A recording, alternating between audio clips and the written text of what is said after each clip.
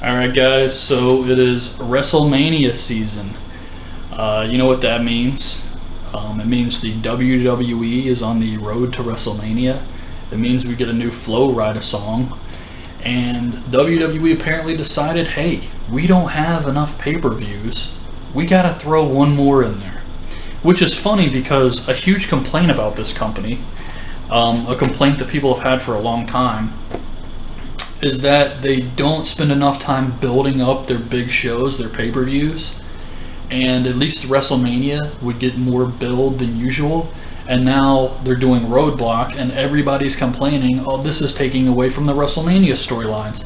And of course it is. I mean, you can't do two big shows. So one of them has to suffer.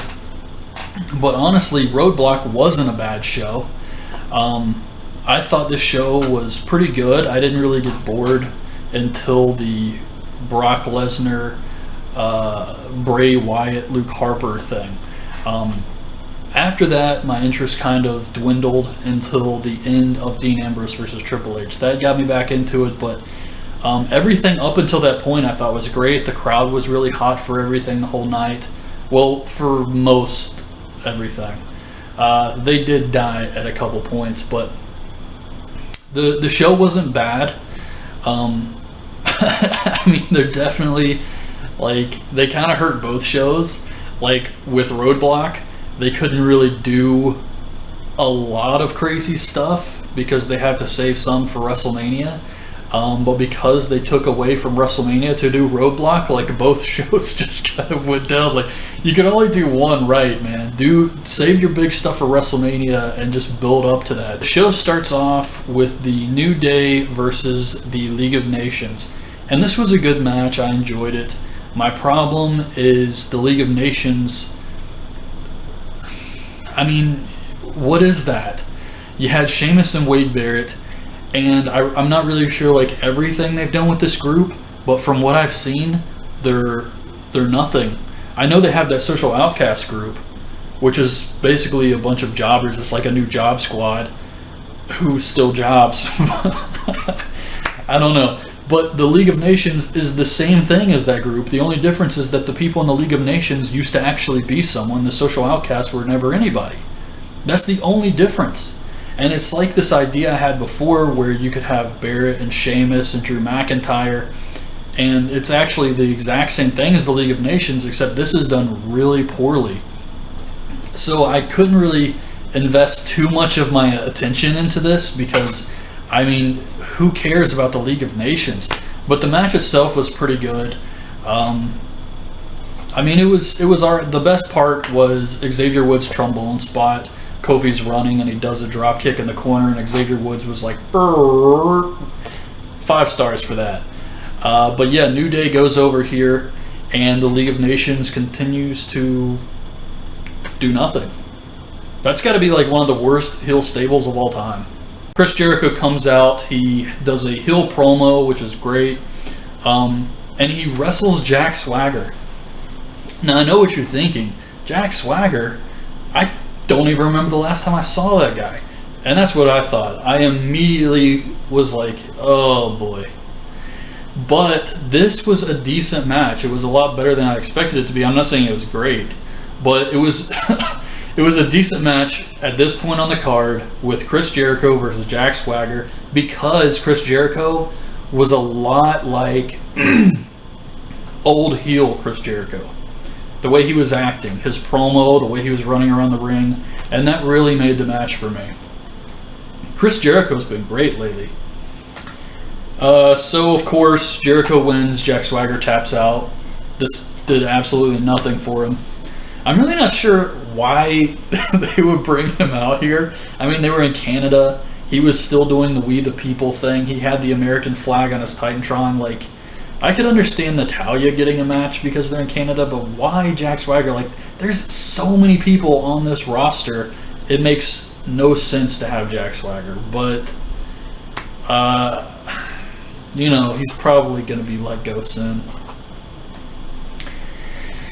Then we have an NXT match, Enzo and Cass versus the Revival. This was freaking amazing. And not just because of the match. This was my first time seeing Enzo and Cass. And I've heard a lot about these guys. People love these guys. I see why now, because they are freaking phenomenal. And it's not so much Cass. He's kind of like a younger Kevin Nash. I mean, better than Kevin Nash, but he does a lot of the same style moves, like big boots and sidewalk slams, hair flips. But Enzo has it. Like that it factor people talk about in wrestling. Like some people have it, some don't. Enzo has it. I was like immediately into this team because of his opening promo, the whole "you can't teach that" thing. And he has that look in his eyes that reminds me of Jay Briscoe. Like, he reminds me of a crazier Jay Briscoe. And the dude is just awesome. I was very happy with this team. So they fought the Revival. I can't remember their names, but those guys are kind of like Arn Andersons to me. They both remind me of Arn Anderson, and they were great workers. They were a great team. They hit some crazy moves. They won the match with some type of like flapjack into a code breaker type thing. And I don't know if it was botched or that's the way it's supposed to be, but Enzo just landed like this on top of that guy's knees, and it was nuts to see. Definitely the best match on the show. So then we got Charlotte versus Natalia. This got a lot of time,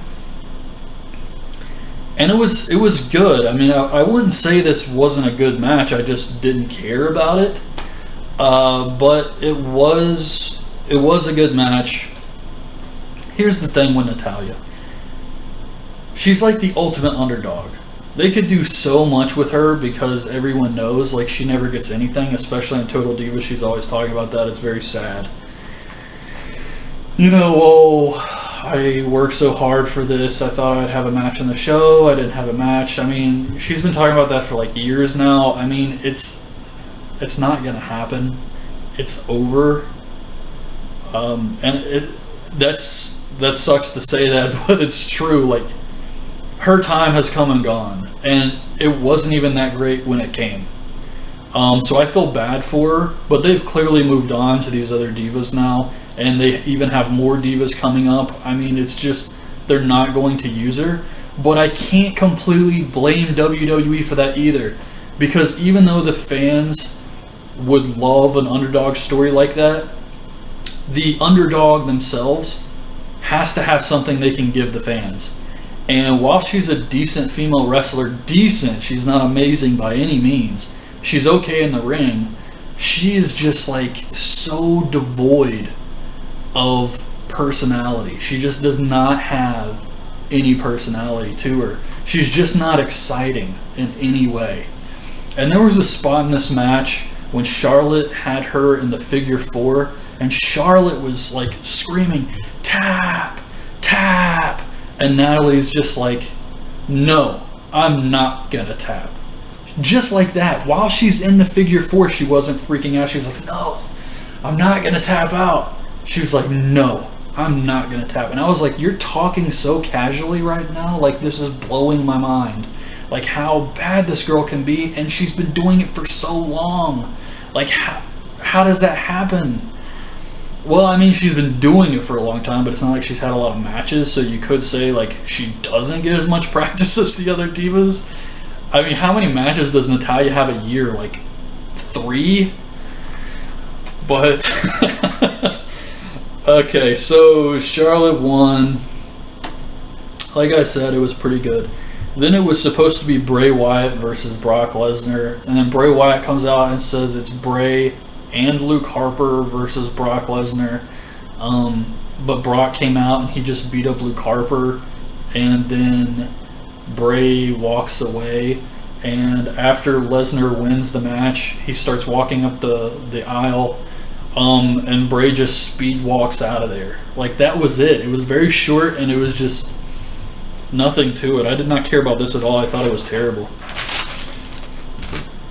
Then we had Sami Zayn versus Stardust. Honestly, I started playing a computer game during this match. I didn't really care to see this one. Yeah, it was Stardust versus Sami Zayn. Sami Zayn's the new guy, so he went over here, but it was like nothing special at all. I mean, Stardust versus Sami Zayn. I'm sorry, I can't get into that. So then it was Triple H versus Dean Ambrose. And this match here started a little slow. It got better towards the end. One complaint I have about this match, besides it wasn't very exciting at all, was Dean Ambrose's wild and wacky selling of like everything. That was so bad. So Triple H does the slingshot spot where he grabs your legs and then he pulls back and then the wrestler's head hits the bottom rope right across his neck. And Ambrose's facial expressions during that completely took me out of this match because it was so wacky. I mean, he's in there with Triple H, who's been working hard to make him look good. So I can't imagine he was doing this on purpose to like mess with Triple H. Like he thought he was selling really well here, and it just looked like crap. He was like, like it was completely over the top. What I just did was better and would have made more sense and been more realistic than what Dean Ambrose was doing. I can't even duplicate what he was doing. So what happens next? Triple H. Crap, I can't remember. Dean Ambrose hits Dirty Deeds on Triple H, and the ref counts 3, and I was like, oh my goodness, that's insane. Dean Ambrose my roommate was watching that with me, and we both freaked out, and then we find out that his feet were under the bottom rope.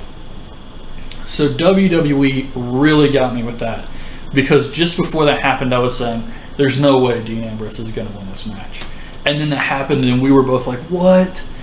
And for them to like pull it back, yeah, it sucks. Like, it would have been really cool if Dean Ambrose won, but the way they did it was awesome. I totally bought into that, and it really got me into the rest of the match. So, of course, Triple H ends up winning with the pedigree, and that was the end of the show.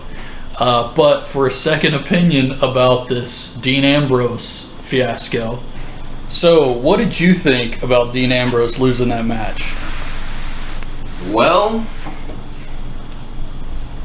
I thought it was complete trash. I mean, WWE is finally, at one point it's like, oh my gosh, like, they're finally going to let the bad guy win. Well, not the bad guy, but Dean Ambrose. Kind of crazy, which is awesome. But, finally got Triple H pinned. Now, I came in late. I came in a few minutes before that. And, he finally got Triple H pinned, 3 count. I'm like, it's over. I'm going to start watching Raw every Monday. But then, ref comes and says, your feet were up under the rope. Absolute trash. Why the WWE does not want to make smart decisions and put the newcomers up, I will never understand. But I guess there's me watching Raw every Monday. So there you have it. Yeah, so overall, I thought that this show was pretty good. I was really into a lot of this stuff. I thought everything up until Brock Lesnar was good. Everything after that was just okay, but the end of Dean Ambrose versus Triple H really got me hyped up again. So I have to say I enjoyed Roadblock. And I got the network just for this show, and I waited because apparently WrestleMania is like early April. So by getting this, I also get WrestleMania. So I can't really beat that deal. I mean, $10 for that. So I definitely had to re-up the network. And now I'm going to spend the rest of my network subscription watching old WCW like I always do. But that's my review of Roadblock. Hope you guys liked the video. Leave your thoughts on the show in the comments, and thanks for watching. Bye.